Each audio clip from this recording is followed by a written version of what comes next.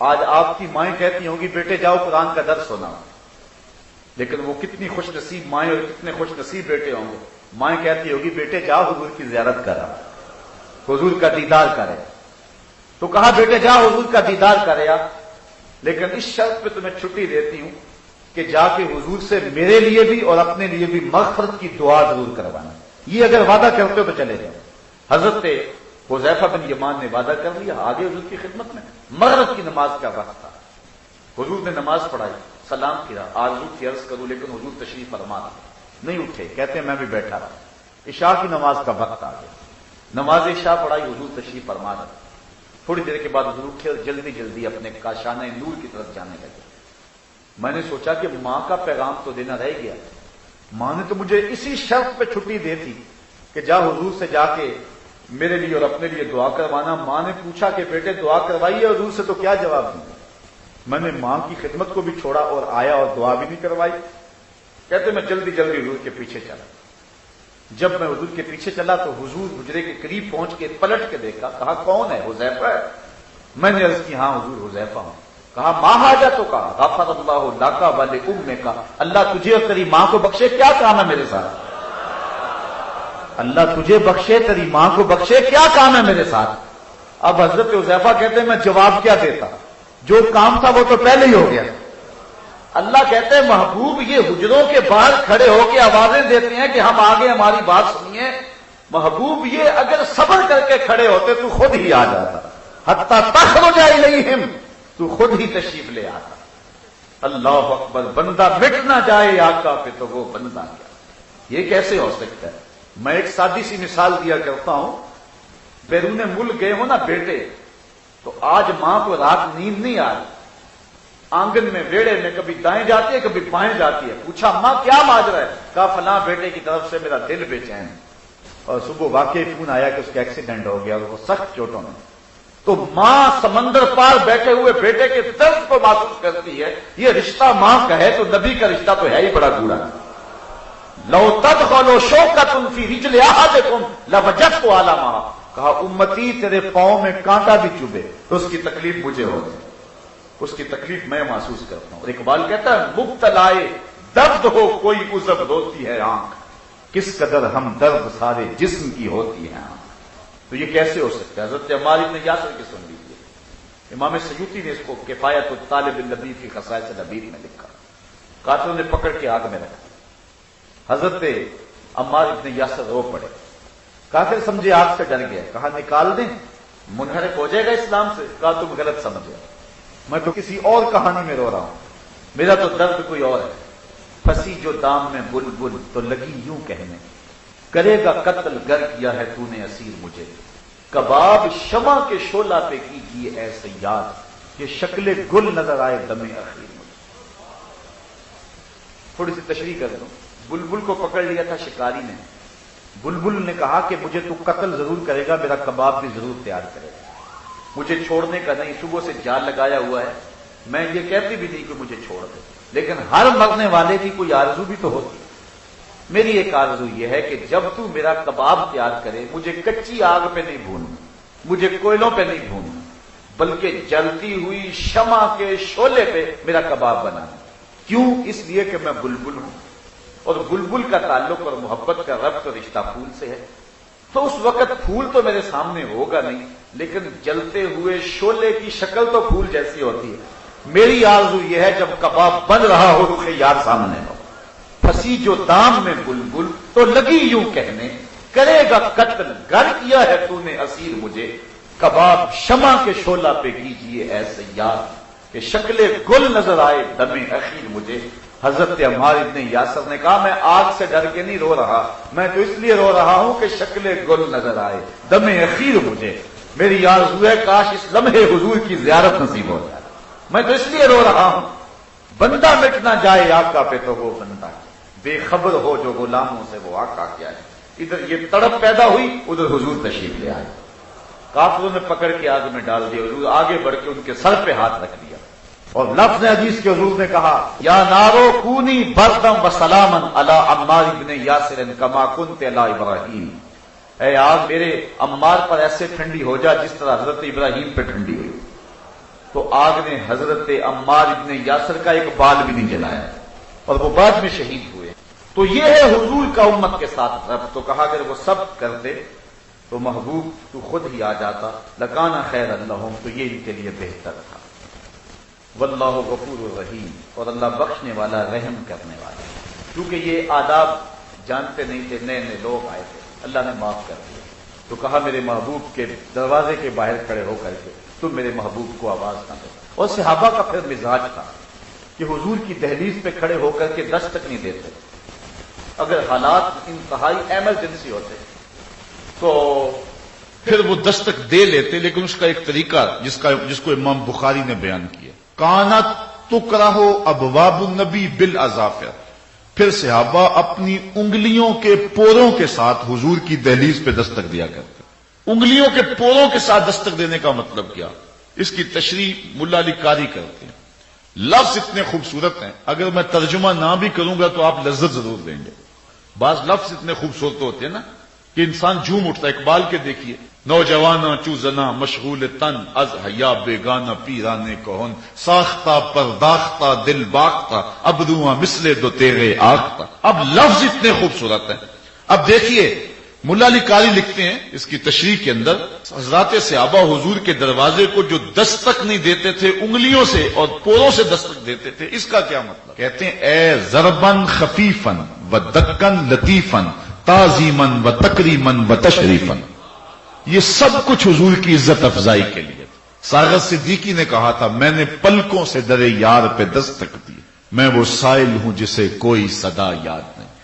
یہ اس کا تخیل ہے، اس کا تصور ہے. اس نے عملاً در حبیب پہ یوں دستک دی نہیں ہوگی، صحابہ نے دے کے بھی دکھا. یہ ہے حضور کے آداب کی رعایت جس کو ملحوظ رکھنے کا ہمیں حکم دیا گیا. بلکہ اللہ فرمایا اے ایمان والو، میرے نبی سے جب سرگوشی کرنا چاہو تو یوں ہی نہ آ جاؤ، پہلے گھر جاؤ، صدقہ لو، فقیر ڈھونڈو، خیرات کرو، پھر میرے نبی کی چوکھٹ پہ آؤ. تمہیں پتہ چلے کتنی اونچی بارگاہ میں آئے. اس آیت کریمہ کا نزول ہوا، چند سیر جو خیرات کر کے حضرت علی نے حضور سے 10 مسئلے پوچھے، فوراً آیت منسوخ کر دی. حکم ختم ہو گیا، آیت قرآن میں باقی ہے. کیوں ختم کر دیا گیا؟ صحابہ غریب ہیں، ان کی غربت کا لحاظ رکھا گیا کہ پھر تو میرے حضور سے امیر ہی مسئلہ پوچھ سکیں گے، زیادہ غریب صحابی تو مسئلہ پوچھ نہیں سکیں گے. اچھا، اللہ کو آیت کریمہ کے نزول کے بعد پتا چلا صحابہ غریب ہیں یا پہلے ہی پتا تھا؟ اگر پہلے ہی پتا تو پھر آیت نازل کیوں کی؟ کہا نازل اس لیے کی کہ تمہیں پتا چل جائے کہ میرے محبوب کا ادب کیا ہے. یہ جو اٹھا رہے ہیں حکم کو، یہ تمہاری سہولت کے لیے اٹھا رہے ہیں، ورنہ میرے نبی کے ادب اور میری نبی کے تعظیم کا عالم یہی ہے کہ تم پہلے گھر جاؤ، صدقہ لو، خیرات کرو، اور پھر میرے نبی کی چوکھٹ پہ آؤ. جس طرح نماز سے پہلے وضو کیا جاتا ہے، میرے محبوب سے ملنے سے پہلے خیرات کیا کرو. یہ اتنی اونچی بارگاہ ہے، جب اتنی رفیع المرتبت بارگاہ ہے کہ آواز کو بھی قابو رکھنا. اتنی اونچی بارگاہ ہے کہ صدقہ دے کے حضور کی چوکھٹ پہ حاضر ہونا. اتنی رفیع المرتبت بارگاہ ہے کہ حضور سے کسی انداز میں تقدم بھی اختیار نہیں کرنا ہے، لہجہ بھی بلند نہیں ہونا ہے. تو پھر ایک مومن کیسے گوارا کر سکتا ہے کہ آقا کی توہین ہو؟ یہ بد نصیب دن اس وقت جو ہم دیکھ رہے ہیں، سچی بات یہ ہے کہ 14 صدیوں میں امت مسلمہ پر اتنے بد نصیب دن کبھی نہیں آئے. ہم نے لٹتے ہوئے بغداد کی کہانیاں بھی پڑھی ہیں، ہم نے غرناطے کو اجڑتے ہوئے بھی دیکھا ہے، ہم نے انسانوں کے پرخچے اڑتے ہوئے بھی دیکھے ہیں، ہم نے دجلہ کی کناروں پر اور اس کی لہروں پر لاشوں کو تیرتے ہوئے بھی دیکھا ہے. ہم نے درد کی یہ ساری کہانی بغداد کی اس بھیانک گھڑیوں کو کون بھول سکتا ہے جب انسانوں کے سروں کی کھوپڑیوں کا مینار تعمیر کیا گیا. یہ منگولوں نے ظلم کیا اور جبر کیا، حتیٰ کہ تہ خانے کے اندر پانی جب چھوڑا گیا تو 1.25 لاکھ لاشیں ہم نے بغداد کے تہ خانوں سے اٹھائی. وہ بد نصیب دن بھی ہم نے دیکھے، اور اب بھی جو دن ہمارے اوپر گزر رہے ہیں یہ بھی خوشگوار دن نہیں. کابل، کندھار، قلعہ جنگی، دشت لیلا، تورا بورا، تقریب، موصل، بغداد، القدس، کشمیر، غزہ، آذربائیجان، اراکان، جہاں جہاں دیکھ لیں آپ امت مسلمہ سخت اضطراب میں. گوانٹا ناموبے کے جیل خانوں کی سلاخوں کے پیچھے ہمارے قیدی، شتیلا اور صابرہ کے کیمپوں کے اندر ہمارے قیدی تڑپ رہے ہیں. ابو غریب کی جیل میں ہمارے لوگ تڑپ رہے ہیں، عافیہ صدیقی ہماری بیٹی ہے اور غیروں کے نرغے میں اس وقت پوری امت مسلمہ جس اضطراب میں، یہ کل کی کہانی، ہماری رگیں کاٹی گئی اور شہادت کے جب کاٹ کر کے جب خون بہ گیا تو پھپڑوں میں پٹرول بھرا گیا، پھر لاشوں کو آگ لگا دی گئی اور جب وہ لاشیں تڑپتے تھے، رقص بسمل کے تماشے کرتے تھے تو انگریز منڈے ٹھڈے مارتے تھے اور ساتھ کہہ لگاتے تھے۔ یہ کل کی کہانی ہے کہ شبرغان جانے والے کنٹینروں کے اندر طالبان بھر دیے گئے اور انہیں ایک بوتل پانی کی بھی نہ دی گئی، اور جب پیاس کی شدت سے وہ تڑپے تو ایک دوسرے کا پسینہ چاٹتے، اور جب وہاں جا کے کنٹینر کھولا گیا تو 300 میں سے صرف 2 آدمی بچے جو دکھ کی کہانی سنانے کے لیے باقی رہ گئے۔ یہ کل کی کہانی ہے کہ ایک عورت کے جسم کو زخم لگا کر کے بھوکے کتوں کے آگے چھوڑا گیا اور امریکی گنڈے اس کے تڑپنے کا تماشا دیکھتے تھے، کہہ لگاتے تھے۔ یہ کہانی پرانی نہیں ہوئی کہ ہمارے سروں سے بال نوچے گئے اور ان زخموں میں تیزاب چھڑکا گیا اور ان کے تڑپنے کا تماشا دیکھا گیا۔ یہ کتوں اور بلیوں کے حقوق بنانے والے مکار اور عیار اتنے گندے اور اتنے گھنونے اور اتنے سخت اور اتنے سخت دل ہیں کہ انہیں انسانوں کا تماشا لگا کے خوشی ہوتی ہے۔ یہ سب کچھ منافقت ہے۔ یہ بلیوں اور کتوں کے اور جانوروں کے حقوق کی تنظیمیں بنانے والے یہ سب مکاری کرتے ہیں۔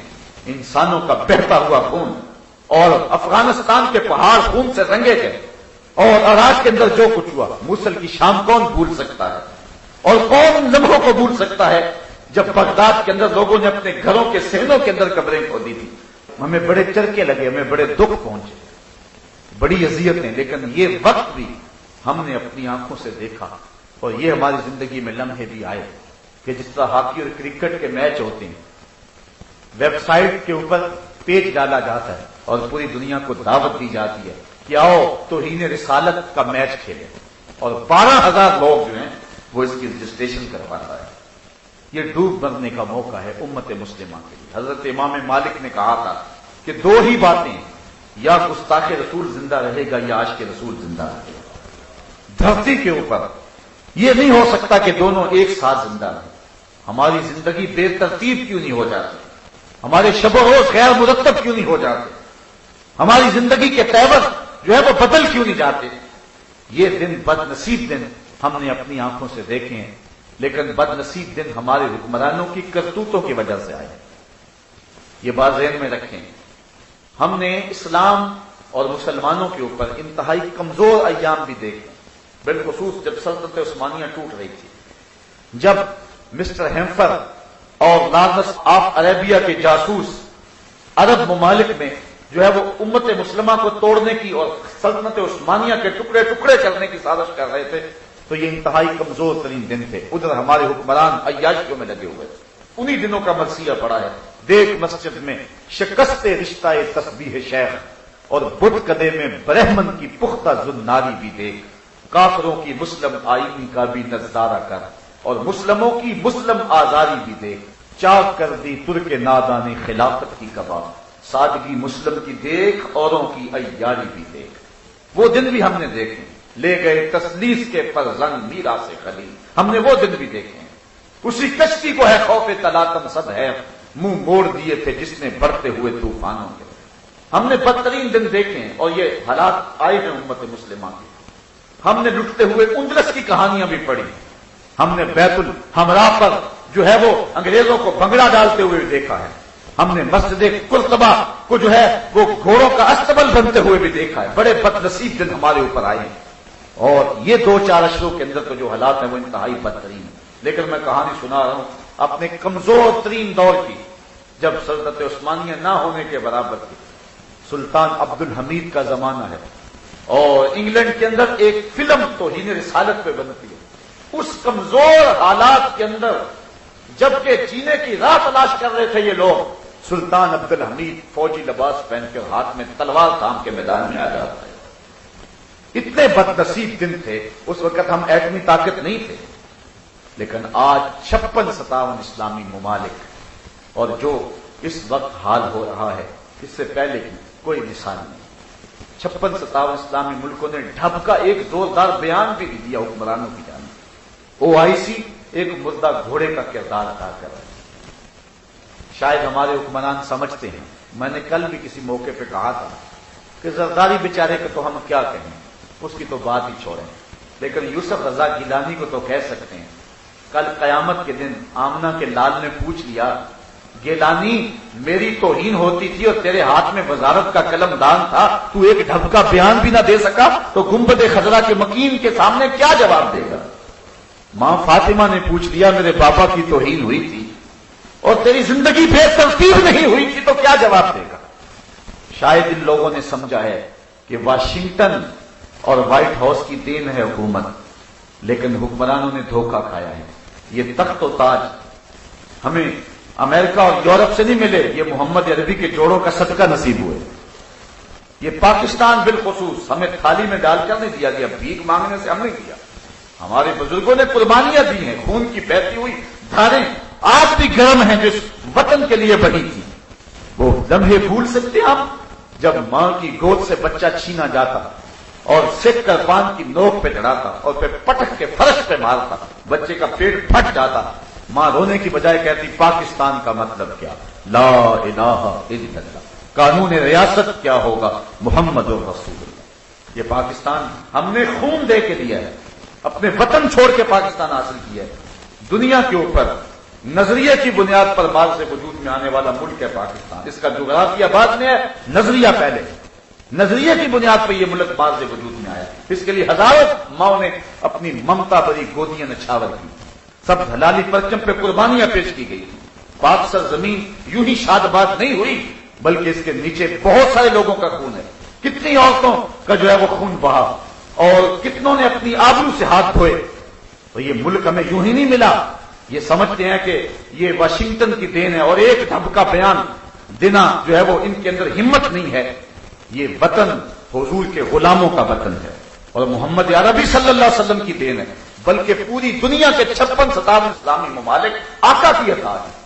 یہ مکے اور مدینے کا فیضان ہے، یہ واشنگٹن اور یورپ کا فیض نہیں ہے، یہ آمنہ کے لال کا فیض ہے۔ حضرت عمر رضی اللہ تعالی عنہ گزر رہے ہیں عرض تہامہ سے، پھوٹ پھوٹ کے رونے لگے۔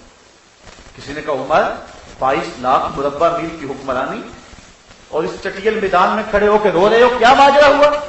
کہا تمہیں نہیں پتا، مجھے ایک کہانی یاد آ گئی۔ کہا کیا ہوا؟ کہا میں اپنے باپ خطاب کے اونٹ چلایا کرتا تھا، اسی میدان میں میرے باپ نے مجھے کہا ان 5 اونٹوں کو لائن میں کھڑا کر، میں آگے والا سیدھا کرتا تو پیچھے والا ٹیڑھا ہو جاتا، میں پیچھے والا سیدھا کرتا تو آگے والا ٹیڑھا ہو جاتا۔ میرے باپ خطاب نے مجھے بڑا مارا، کہا ایک عرب کے بیٹے ہو کر کے 5 اونٹ بھی لائن میں کھڑے نہیں کر سکتے ہو؟ تو اسی چٹیل میدان میں مجھے میرے باپ سے مجھے مار پڑی تھی، اور آج 22 لاکھ مربع میل کی حکمرانی ہے، شرق سے لے کر غرب تک سارے لوگ ایک لائن میں کھڑے ہیں۔ یہ محمد عربی کے جوڑوں کا صدقہ نہیں ہے تو اور کیا ہے؟ میں تو 5 اونٹ بھی لائن میں کھڑے نہیں کر سکتا تھا، اور آج شرق سے غرب تک ساری دنیا کی لائن میں کھڑی ہے، یہ آقا کے نالین کا صدقہ نہیں ہے تو اور کیا؟ تو امت مسلمہ کو جو حکمرانی ملی ہے یہ حضور کے نالین کا صدقہ ملا ہے۔ اور میں ان کو بھی کہنا چاہتا ہوں جو مرزائیوں کے بھائی بنتے پھرتے ہیں، شرم کرو، حیا کرو، بے غیرت نہ بنو۔ مجھے ایک درویش نے بتایا کہ پھانسی کا پھندا پورا آ گیا تھا، صرف 2 نیکیاں کام آ گئی، ایک تو جو ایٹمی دھماکہ کیا تھا وہ کام آ گیا، آج بھول گیا ہے اس کہانی کو، اس وقت پھندا بالکل پورا آ گیا تھا۔ یہ مدینے نے بچایا ہے یا مکے نے بچایا ہے؟ اور آج جو کتے مکے اور مدینے پہ بھونکتے ہیں آج ان کو بھائی کہا جا رہا ہے۔ یہ 4 دن کا تخت و تاج ہے، 4 دن کی کہانی ہے۔ ہم اگر زرداری کو کہتے ہیں اور دوسری طرف گیلانی کو کہتے ہیں کہ اپنا قبلہ درست کرے، ہم میاں نواز شریف کو بھی کہتے ہیں اپنا قبلہ ٹھیک کر دے، اللہ سے توبہ کرے، ورنہ اللہ کا قہر پڑے گا، اس کا غضب پڑے گا۔ قوم نے تیرے سے توقع وابستہ کی ہیں، لیکن قوم توقع وابستہ کر سکتی ہے، لیکن حضور علیہ السلام کے نام سے قوم غداری نہیں کر سکتی۔ تم نے سمجھا کہ جو مرضی کہہ لے قوم سوئی ہوئی ہے؟ ہمارے پاس اس وقت ملک میں بھی لیڈر کوئی نہیں، ہم سمجھتے ہیں ہمیں مجبوراً جو ہے بہت سارے لوگوں کا جھکاؤ تیری جانب ہو گیا، اور تو بھول گیا کہ شاید جو ہے میں کتنا بڑا لیڈر تو کوئی نہیں ہے۔ قوم کی مجبوری ہے کہ لوگ چھوٹی برائی کو قبول کرنے کے لیے تیار ہو جاتے ہیں۔ قوم کی توقع پہ پورا اترنے کی کوشش کر، اور یہ جو غضب کیا اور ظلم کیا مرزائیوں کو جو ہے وہ بھائی کہا، مرزائی ختم نبوت کے باغی ہیں، رسول اللہ کے دشمن ہیں۔ مرزا قادیانی نے کہا ہے کہ جو مجھے نبی نہیں مانتا وہ کنجریوں کی اولاد ہے۔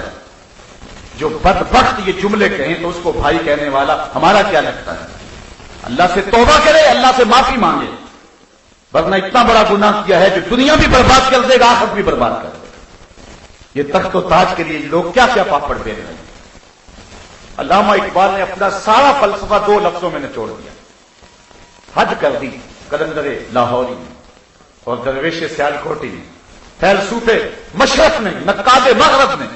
اقبال نے اپنا سارا فلسفہ 2 لفظوں میں نچوڑ دیا۔ اقبال کہتے ہیں کی محمد سے وفا تو نے تو ہم تیرے، کی محمد سے وفا تو نے تو ہم تیرے ہیں، یہ جہاں چیز ہے کیا لوح و قلم تیرے ہیں۔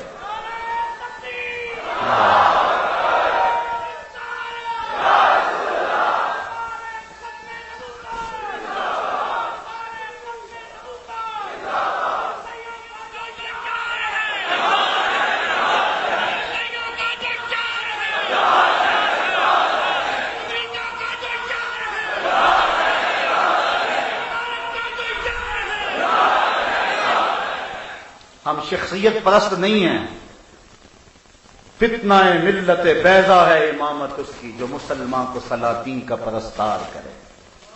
ہم نہیں ہیں، شخصیت پرست نہیں ہیں، غلام خواجہ یہاں گیتی نواز کہ در دینش ملوکیت حرام است، ہم تو اس آقا کے غلام ہیں۔ میرے کارواں ہے میرے حجاز اپنا، اس نام سے باقی ہے آرام جاں ہمارا۔ ان لوگوں کو غلط فہمی ہوگی لوگوں کا ہجوم دیکھ کر کے، اور جو مرضی پکے جا رہے ہیں اور سمجھتے ہیں یہ قوم بے غیرت ہے۔ یہ قوم بے غیرت نہیں ہے، حضور سے وفا کے رشتے کو نبھانا جانتی ہے۔ وہ گود ابھی بھانج نہیں ہوئی جس نے غازی علم الدین کو جنم دیا تھا، وہ گود ابھی بھانج نہیں ہوئی جس نے عامر چیمہ کو جنم دیا تھا۔ غلط فہمی ہو گئی، اور مغرب نے بھی حکمرانوں کے روپ میں مسلمانوں کا چہرہ دیکھنا شروع کر دیا۔ ہم سب کچھ قبول کر سکتے ہیں، ہر شے برداشت کر سکتے ہیں، لیکن نام محمد سے غداری نہیں کر سکتے ہیں۔ مغرب نے اپنے انداز میں سوچا ہے، وہ کہتا ہے کہ نبی بھی تو ایک انسان ہی ہوتا ہے، لیکن نہیں، ہم ہر شے ہر دکھ قبول کر لیتے ہیں، لیکن جب وارنے پہ آئے تو سب کچھ نبی کے نام پہ وار کے پھر بھی کہتے حق ادا نہیں ہوا۔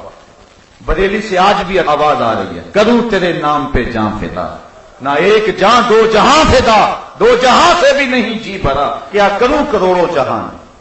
پی ٹی اے کا ڈائریکٹر دلائل دے رہا ہے پاکستان کا امیج خراب ہوگا۔ میں نے اسی دن گجرانوالہ کے روڈ پہ کہا تھا، میں کس امیج کی بات کرتے؟ گینگ ریپ والے امیج کی بات کرتے ہو؟ جس پہ بچیوں کو اٹھا کے لے جایا جاتا ہے اس امیج کی بات کرتے ہو؟ جس میں منڈیاں مچھلی بازار بنی ہوئی ہیں اس امیج کی بات کرتے ہو؟ کل عورتیں ایک دوسرے کے بال جو ہے وہ توڑ رہی تھی اور ایک دوسرے کو تماچے لگا رہی تھی اسمبلی کے اندر، اس امیج کی بات کرتے ہو؟ شاہی قلعے کے اندر ایک وزیر ایک عورت سے تھپڑ کھاتا ہے، اس بغیر امیج کی بات کرتے ہو؟ ایک عالی نسب شخص کا چہرہ فضا میں گھومتا ہے کہ علی جناب کا بھی نشہ نہیں اترا اس لیے ابھی نیچے نہیں چہرہ اترے گا، اس سمجھ کی بات کرتے ہو؟ تمہارے کمروں سے ٹوٹی ہوئی چوڑیاں اور خالی شراب کی بوتلیں جو نکلتی ہیں اور سبھی کو ان کو صاف کرتا ہے، بغیر تو اس سمجھ کی بات کرتے ہو؟ ہمارا امیج محمد عربی کے دم سے ہے، ہمارا سب کچھ حضور ہے۔ لوگ تو آکسیجن سے جیتے ہیں اور ہم سانس بش کے رسول سے لیتے ہیں۔ حضور کے نام سے ہم جیتے ہیں، حضور کے نام سے مرتے ہیں، اور اگر یہ نہیں ہے تو پھر کچھ بھی نہیں۔ بہت چیزیں ہم نے برداشت کی، بہت کچھ ہم نے برداشت کیا، ہمارے پاس ساتھ ان 2-4 اشروں میں تھوڑا کچھ تو نہیں ہوا ہے۔ ہمیں ام احمد کی چیخیں آج بھی یاد ہیں، ہمیں موصل کی بیٹی کی کہانی آج بھی یاد ہے، ہمیں بغداد کی ان بچیوں کو جو اغوا کر دی گئی آج بھی یاد ہے، ہمیں اپنی کہانی بھولی نہیں ہے، لیکن سب کچھ ہم کسی نہ کسی طرح برداشت کر سکتے ہیں، لیکن حضور کی توہین برداشت نہیں کر سکتے۔ اگر اس کو برداشت کر دیں تو میرے پلے رہتا ہی کچھ نہیں ہے۔ جہاں میں ان حکمرانوں کو بے غیرت کہتا ہوں وہاں میں خراج پیش کروں گا سلطان صلاح الدین ایوبی کو۔ میں کہتا ہوں یہ ہے تخت و تاج کے مالک لوگ۔ ان حکمرانوں کی قبروں کے نشان بھی زمانے کو یاد نہیں رہے، وہ ایک باہر گھومتا پھرتا ہے، ملک میں آنا نصیب نہیں ہے، آج وطن کی ہواؤں کو تڑپ رہا ہے، حال ان کا بھی یہ ہوگا۔ اور کتنے سال گزر گئے، ایک وہ حکمران تھے آج بھی دلوں کے تخت پہ بیٹھے ہوئے، یہ موجودہ حکمران یہ ہمارے سروں کے حکمران تو بنے ہوئے ہیں لیکن ہمارے دل پہ تخت پہ نہیں بیٹھے ہوئے. ہمارے دل کے تخت پہ بیٹھا ہے تو سلطان صلاح الدین ایوبی بیٹھا ہوا ہے. ہمارے دل کے تخت پہ بیٹھا ہے تو نور الدین زنگی بیٹھا ہے. حضرت عمر بن عبد العزیز بیٹھے ہیں. محمد بن قاسم بیٹھا ہوا ہے. یہ ہے حضور سے وفا کرنے والے لوگ. سلطان ایوبی کی کہانی کتنی دل آویز ہے, کتنی جرأت آمیز ہے اور کتنی غیرت والی کہانی ہے.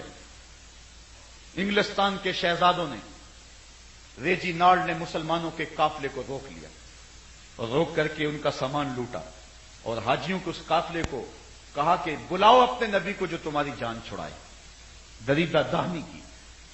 جب سلطان ایوبی تک خبر پہنچی تو میں نے کتب میں پڑھا کہ اس کی آنکھوں سے شرارے نکلتے تھے, وہ غصے سے دانت پیستا تھا, اس کی رگیں پھول گئیں اور اس نے 3 مرتبہ قسم کھائی کہ اتنی دیر تک چین کی نیند نہیں سوؤں گا جب تک اس ظالم کو اپنے ہاتھوں سے قتل نہیں کر دے.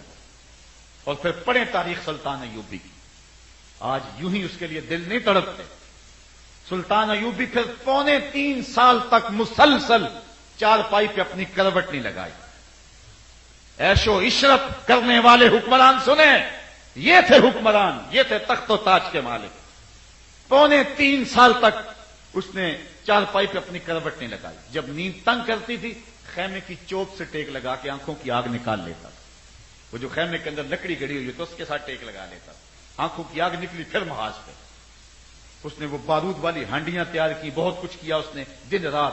واپس آتا ہے تو نقشے بناتا ہے, جاتا ہے محاذ پہ ڈٹ جاتا ہے. 3 سال کے بعد اللہ نے اس کی مراد پوری کی. انگلستان کے شہزادے لائن میں کھڑے ہیں گرفتار ہو گئے. بادشاہ نے شاہ گاما کے لیے کرسی پیش کی. نائٹس کو پانی کا آپ خورا دیا, کہا جسے ہم کرسی دیتے ہیں امان دیتے ہیں, جسے آپ خورا دیتے ہیں پانی کا اسے امان دیتے ہیں. ہم سفارتی آداب جانتے ہیں, بادشاہوں کو قتل نہیں کیا جاتا, تمہیں آزاد کرتے ہیں. لیکن جب ریجی نارڈ پہ نظر پڑی تو سلطان صلاح الدین ایوبی آپے سے باہر ہو گیا. وہ غصے سے دانت پیستا ہوا آگے بڑھا اور اس کو گرے باندھ سے پکڑ کے پٹک کے زمین پہ مارا اور چھاتی پر بیٹھ کے اس کے بدن کی بوٹیاں کرتے ہوئے کہا, او کتے, تو نے کہا تھا بلاؤ اپنے نبی محمد کو, محمد عربی نے اپنا نوکر بھیج دیا ہے. محمد عربی نے اپنا نوکر بھیج دیا ہے جو تیری خبر لے گا. اور اس کی ٹکا بوٹی کر کے رکھ دی. سلطان نور الدین زنگی کی کہانی بھی آپ نے سنی ہوگی. حضور خواب میں ملے, کہا نور الدین 2 کتے مجھ کو تنگ کر رہے ہیں. سلطان اسی وقت اٹھا, لبیک یا رسول اللہ کہتے ہوئے حضور کے شہر نور کی طرف چل پڑا. 18-19 دن کے بعد وہاں پہنچتا ہے. 40 لوگوں کو اپنے ہمراہ لیے پیچھے سے خزانے اور لوگ جمع, کہا کہ تم میرے پیچھے آ جاؤ. مدینے میں کوئی غیر معمولی واقعہ ہو گیا. پھر سارے مدینے کو بلایا اور ان کو کھانا کھلایا, لیکن جو 2 شخص دکھائے گئے تھے وہ نظر نہیں آئے. کہا کوئی رہ تو نہیں گیا, کہا 2 صوفی درویش آدمی اللہ اللہ کرتے ہیں, دن کو روزہ رکھتے ہیں, وہ نہیں آئے. کہا بلاؤ انہیں. بلایا گیا تو بادشاہ نے پہچان لیا یہ تو وہی. کہا ادھر کیا لینے آئے ہو؟ کہا اللہ اللہ کرتے ہیں. کہا چلو. ان کے حجرے میں چلا گیا, دیکھا تو قالین بچھا ہوا ہے, کوئی آثار نہیں ہے. قالین اٹھایا, نیچے پٹا پڑا ہوا, اٹھایا تو نیچے سے سرنگ تھی. وہ حضور کے جسد اطہر کو نکالنے کی سازش کر رہے تھے. سارا دن مٹی نکالتے, رات کو بقی کے قبرستان میں پھینکا تھا. اور روایات میں آتا ہے حضرت عمر رضی اللہ تعالیٰ عنہ کے پاؤں کا انگوٹھا باہر آ گیا تھا کہ حضور نور الدین کو ملے, اور انہیں ایک جھٹکا لگا اور یہ ڈر کے بھاگ آئے. تو سلطان نور الدین زنگی نے حضور کے روضہ کے چاروں طرف سیسا پگھلا کے جہاں تک پانی ہے وہاں تک ڈلوا دیا, اور پھر ان کو قتل کروایا اور ان کے ٹکڑے کروائے. اور پھر اس کے بعد جو آگے لفظ ہیں وہ جذباتی کر لینے والے ہیں. سلطان پھر مدینے کی گلیوں میں روتا پھرتا تھا اور روتا روتا کہتا تھا حضور یہ میری نوکری, کروڑوں انسان بستے ہیں, آپ کا شکریہ کہ یہ نوکری آپ نے مجھے عطا کی, یہ نوکری آپ نے مجھے عطا کی. صاحب وہ ہر ایک کا مقصوم نہیں ہوتا, ہر ایک کا مقصوم نہیں ہے, یہ قسمت والوں کو اعزاز ملتا ہے. جب راجپال نے رنگیلا رسول لکھی تھی تو لاہور میں بڑے لوگ تھے اور بڑوں کی آرزویں بھی تھی, بڑوں نے حملے بھی کیے. خود غازی علم الدین کا دوست عبد الرشید اس کے ساتھ 3 مرتبہ ٹاس بھی ہوئی. وہ کہتا تھا میں ماروں گا, غازی علم الدین کہتا نہیں اس کتے کو میں ماروں گا. 3 مرتبہ جو ہے وہ قرۂ فال غازی علم الدین کے نام نکلا, اور پھر وہ چھری لے کر کے گیا. اور یہ اس کا مقدر کہ اس نے راجپال کو قتل کیا. اس دور کے اندر جو میڈیا کا دور نہیں تھا, اس شخص کا جب جنازہ اٹھا تو 6 لاکھ لوگ جنازے میں شامل تھے. امیر ملت پیر سید جماعت علی شاہ رحمۃ اللہ تعالی علیہ نے ایک تاریخ ساز جملہ کہا. آپ نے فرمایا لوگوں میں نے بڑے بڑے بادشاہوں کی کہانیاں پڑھی ہیں لیکن میرے دل میں کبھی یہ آرزو نہیں جاگی کہ فلاں بادشاہ میں ہوتا. میں نے بڑے بڑے شہنشاہوں کے قصے پڑھے ہیں, بڑے بڑے پہلوانوں کے تذکرے سنے, میرے دل میں یہ جذبہ نہیں جاگا فلاں پہلوان میں ہوتا. پھر کہا ہاں میں نے بڑے بڑے ولیوں کا تذکرہ پڑھا ہے, میرے دل میں یہ امنگ بھی نہیں جاگی کہ فلاں ولی بھی میں ہوتا. لیکن جب غازی علم الدین کا جنازہ لوگوں کے کندھوں میانی صاحب قبرستان کی طرف بڑھ رہا تھا, میرے دل میں یہ جذبہ انگڑائیاں لے رہا تھا, کاش آج اس چارپائی پہ میں ہوتا. میں نے خود ان آنکھوں کے ساتھ غازی عامر چیمہ کی قبر کی پائنتی کی جانب ایک سید زادے کو روتے ہوئے دیکھا جو رو رو کے کہہ رہا تھا ربا میں یہ نہیں کہندا مینوں عامر چیمہ بنا دے, میں تو یہ کہنا دے قدماں دی خاک ہی بنا دے. یہ بلند نصیب ہے جس کو ملے, یہ ہم نے آرزو کرنی ہے, یہ ہم نے تمنا کرنی ہے. آج لبیک یا رسول اللہ ایک رسم کے طور پہ نہیں, میں تو اب اپنی دعاؤں میں مرکزی دعا یہی رکھی ہوئی ہے کہ بڑی تقریریں کرنی ہے, کہیں یا اللہ خالی لفظ ہی نہ رہ جائیں. ایک سال آیا تھا 2007 کا, میں نے 1200 دروس قرآن ایک سال میں دیے, اللہ نے بڑی توفیق دی ہے. اور یہ نہیں ہے کہ سننے والے نہیں ملتے, یہاں ہر ماہ اتنے لوگ جمع ہوتے ہیں. ڈسکے میں چلے جائیں, سیالکوٹ میں چلے جائیں, لاہور میں چلے جائیں, جس شہر میں جائیں ہزاروں لوگ. تقریر کی کمی نہیں, سننے والوں کی کمی نہیں, محبتوں کی فراوانی ہے. لیکن ڈرتا ہوں کہیں لفظ ہی لفظ نہ رہ جائیں. مالک کمزور ہوں, اتنی طاقت تو نہیں, اندر بزدلیاں اور کمزوریاں تو ہیں, لیکن اللہ اس کمزور کو یہ طاقت دے کہ کسی گستاخ کا کلیجہ چیر کے رکھ دے, اتنی قوت دے. یہ آرزو کر کے آپ نے بھی آج اٹھنا ہے اور اس عزم کے ساتھ اٹھنا ہے. ہو سکتا ہے مقدر جاگ پڑے. وہ دیکھو عامر چیمہ کو قتل کرنا تھوڑے گیا تھا, وہ تو ٹیکسٹائل کی ڈگری لینے گیا تھا, لیکن واپسی پر جو ڈگری وہ لے کر آیا ہزاروں ڈگریوں سے ایک ڈگری پہ قربان. یہ مقدر کی کہانی ہوتی ہے. کسی کو عمر گزر جاتی ہے, کسی کو راستے میں چلتے چلتے سودا مل جاتا ہے. یہ قسمت کی کہانی ہے. آرزو تو پیدا کریں دل میں, تمنا تو کریں دل میں, اور یہ آرزو اور خواہش رکھیں کہ ہم گستاخان رسول کے کلیجے کو چیر کے رکھ دیں, ان کے ٹکڑے ٹکڑے کر کے رکھ دیں. آقا آپ کی ناموس پہ جو بھونکے گا, آپ کی جو توہین کرے گا, ہم اس کے ٹکڑے کر کے رکھ دیں گے. ہزارہ کمزوریوں اور کوتاہیوں کے باوجود ہم بے غیرت نہیں ہیں. نام محمد پہ سب کچھ قربان کرنے کے لیے تیار, اور سب کچھ قربان کرنے کے باوجود بھی حق ادا نہیں ہو پاتا ہے. وہ اتنی اونچی ذات ہے. اصل یہ ہمارا امتحان ہے. میں نے ان دنوں کے اندر بھی 2008 میں بھی کہا تھا یہ ہمارا امتحان ہے. ورنہ اللہ تعالیٰ جل شانہ مچھروں سے نہیں نمرود کا فخر توڑ لیتا, وہ ابابیلوں سے بھی ہاتھی مروا لیتا ہے. محبوب علیہ السلام کی توہین کوئی کر کے تو دیکھے, لیکن یہ ہمارا امتحان ہے. ہمیں اللہ دیکھنا چاہتا ہے, ہماری آزمائش ہے, اور ہم نے دیکھنا ہے کہ ہم اس آزمائش میں پورے نکلتے ہیں کہ نہیں. سب سے اولین ذمہ داری ہمارے حکمرانوں کی تھی, چونکہ قوت حاکمہ کے وہ مالک ہیں, لیکن وہ تو بے غیرتی کی چادر اوڑھ کے سوئے ہوئے ہیں اور خواب خرگوش میں ہیں. جو مرضی ہوتا رہے, جو ہے وہ کوئی توقع نہیں ہے ان سے کہ وہ اٹھ کھڑے ہوں. یہ تو سورے اسرافیل سے جاگیں گے, اس سے قبل تو جاگنے کے نہیں. دوسری ذمہ داری ان ممالک میں رہنے والے مسلمانوں کی ہے کہ وہ ان گروہبانوں سے پکڑے اور ان کو کھینچ کر کے ان کو جو ہے ان کے ٹکڑے ٹکڑے کریں. کیونکہ اس کے اندر کوئی دوسری رائے نہیں ہے کہ گستاخ رسول کی سزا قتل ہے. یہ واضح میں رکھے. یہ پہلی مرتبہ ایسا ہوا ہے کہ مختلف چینلز کے اوپر آ کے لوگوں نے اس پہ بحث کی ہے. کسی نے کہا کہ اگر راجپال کا سامنا میرے سے ہوتا تو میں اس کو دلائل سے قائل کرتا. ایک بولتا ہے کہ اس طرح تو تم اپنی معیشت تباہ کر بیٹھو گے. کئی کئی کہانیاں تراشنے میں ملتی ہیں, کوئی کچھ بول رہا ہے, کوئی کچھ بول رہا ہے. یہ پہلی مرتبہ ایسا ہوا ہے, ورنہ امت کے اندر کوئی دوسری رائے نہیں ہے. چاروں ائمہ متفق ہیں, سارے لوگ اس پہ متفق ہیں کہ حضور علیہ السلام کے گستاخ کو قتل کیا جائے. قاضی ابو یوسف نے کتاب الخراج میں اس فتوے کو لکھا, ایما رجل شتم النبی او آبہ او تنکسہ فہو کافر باللہ وبانت منہ امرأتہ وان تاب لم یستتب. کہا کہ جس شخص نے حضور کی توہین کی اس کو قتل کیا جائے گا, توبہ کرے بھی تو توبہ قبول نہیں ہوگی. اور توہین کیا ہے؟ فتاوی عالمگیریہ اٹھائیے, جس کو فتاوی ہندیہ بھی کہتے ہیں. 5 علماء ہند کے فتوے پہ دستخط ہیں. کسی نے اگر حضور کی توہین کرتے ہوئے کہا کسرا گفت کے جامع پیغمبر ریم ناک بود, کسی نے کہا حضور کا لباس میلا کو چیلا تھا, 5 علماء نے کہا اس کی گردن اتار دو. اس نے حضور کے لباس کو میلا کہا ہے. اعظم چشتی کہتا ہے یار نو میلی اکھ نہ ویکھی, متا مرسیں کافر ہو کے، اتنی حساس اور اتنی نازک بارگاہ ہے، تو گستاخ رسول کی سزا قتل ہی ہے۔ اتنی دیر تک ہم سرخرو نہیں ہو سکتے جتنی دیر تک گستاخ رسول کو کیفر کردار تک نہیں پہنچا لیتے۔ تیسری ذمہ داری ہماری ہے کہ ہم کوشش کریں، اس کے لیے منصوبہ بندی کریں۔ یہ احتجاج، یہ جلوس اور یہ جو کچھ ہو رہا ہے، یہ جذبوں کو بیدار کرنے کے لیے، یہ واضح میں رکھیں۔ اس سے مغرب کو کیا نقصان ہوگا؟ اگر ہم روتے ہیں، تڑپتے ہیں اور گرم سڑکوں پہ شدید گرمی میں چلتے ہیں تو مغرب تو خوش ہوتا ہے، ہم نے چٹکی بھری اور دیکھو یہ کیسی تکلیف میں۔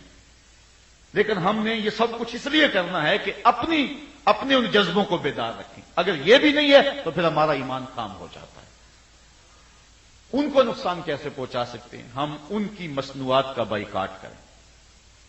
جو اتنا نہیں کر سکتا کہ دو چیزیں پڑی ہوئی ہیں وہ تھوڑا سا تردد کر لے کہ نہیں یہ نہیں، مجھے یہ دے دو، تو وہ پھر کس طرح اس کے رسول کا دعویٰ کر سکتا ہے؟ یہ لوگ زر پرست ہیں، پیسے کے بندے ہیں، اور پچھلی مرتبہ جب بائیکاٹ کیا تھا ہوش ٹکانے آگے تھے، اس کا تسلسل رہتا تو واقعہ دوبارہ نہ ہوتا۔ تو ہم ان کی چیزیں، ان کی مصنوعات خریدتے ہیں۔ بالخصوص کتنی کمپنی ایسی ہیں جو اسرائیل کو پیسے دیتی ہیں، ان کو فنڈنگ کرتی ہیں، اور ہم ان کو جو ہے وہ سپورٹ کر رہے ہیں۔ تو ہم نے یہ کوشش کرنی ہے کہ مغرب کی مصنوعات کا پوری قوت کے ساتھ مقصود پر بائیکاٹ کریں۔ اور ایک آخری کام ہمارے کرنے والا یہ ہے، ویسے تو بہت سارے کام کرنے والے ہیں، کہ ہم نے مغرب کے کلچر کا بھی بائیکاٹ کرنا، ان کی تہذیب کا بھی بائیکاٹ کرنا، ان کے تمدن کا بھی بائیکاٹ کرنا۔ وہ ہمارے پیغمبر کی توہین کریں اور ہم ان کا مذہبی شعار ٹائی کو اپنے سینے پہ سجائے ہوئے ہوں۔ انسان ذرا سوچ تو صحیح، غلامی رسول کا لقب تجھے زیبا ہے، وہ تیرے رسول کی توہین کرے اور تو نصارہ کی سنت جو ہے وہ اپنے چہرے کے اوپر بنائے ہوئے ہو، ان کا لباس، ان کی وضاحت اپنائے ہوئے ہو۔ محمد عربی سے وفا کا تعلق اور وفا کا تقاضا یہ ہے کہ سر سے لے کر پاؤں تک حضور کے رنگ میں رنگے جاؤ۔ محمد دی زیارت محمد دے رنگ وچ، چوں بنا میں مصطفیٰ خانم درود، از خجالت آب می گردت وجود، عشق بھی گوئے کہ محکوم غیر، سینہ تو از بتا مانند دیر، تا نداری از محمد رنگ و بو، بر زبان خود میالا نام ہو۔ اور میرے حضور فرماتے ہیں اب یاری لاتوں پاک نبی سنگ، اے پر پوری یاری، پھر درود قبول ہے تیرا لکھ نہ لو ایک باری۔ اس رنگ میں رنگے جاؤ۔ میرے استاد فرمایا کرتے تھے یہ نہ ہو کہ لوگ تم میں پوچھیں تم کون ہوتے ہو اور تم بتاؤ ہم مسلمان ہوتے ہیں۔ کہا نہیں، تمہاری وضاحت، شکل و صورت ایسی ہونی چاہیے، تم دور سے آ رہے ہو، لوگ دور سے پہچان کے کہیں وہ دیکھو آقا کا غلام آ رہا ہے۔ دور آنکھوں میں تو چہروں پہ اجالے ہوں گے، مصطفیٰ والوں کے انداز نرالے ہوں گے، دنیا میں بھی ان کے دم سے مقدر چمکا، محشر میں بھی ان کی رحمت کے حوالے ہوں گے۔ تو صاحبو آئیے ہم جو ہے پوری قوت کے ساتھ اور پوری ہمت کے ساتھ اس سلسلے کے اندر کھڑے ہوں۔ کانفرنس شعور کو بیدار کرنے کے لیے ایک ایسی فکر بھی ہے کہ کیا فائدہ ہوگا اس اجتماع کا، کیوں فائدہ نہیں ہوتا؟ ایسی کانفرنسیں، ایسے اجتماعات سینوں میں حرارت پیدا کر۔ غازی علم الدین شہید بھی تو ایک کانفرنس میں گیا تھا اور وہاں سے جذبہ لے کر کے آیا تھا، اور غازی احمد چیمہ نے بھی تو جلوس دیکھے تو پوچھا تھا یہ کیا ماجرا ہے، تو پتہ چلا کہ پیغمبر علیہ السلام کی توہین ہوئی ہے۔ ہم نے شعور کو بھی بیدار رکھنا ہے اور مغرب کی مصنوعات کا بھی بائیکاٹ کرنا ہے، ان کے کلچر کا بھی بائیکاٹ کرنا ہے۔ اللہ آپ سب کو جزائے جزیل عطا فرمائے۔ اللہ مجھے آپ کو اپنی رحمتوں کا نور اور حصار نصیب فرمائے۔ وآخر دعوانا ان الحمد للہ رب العالمین۔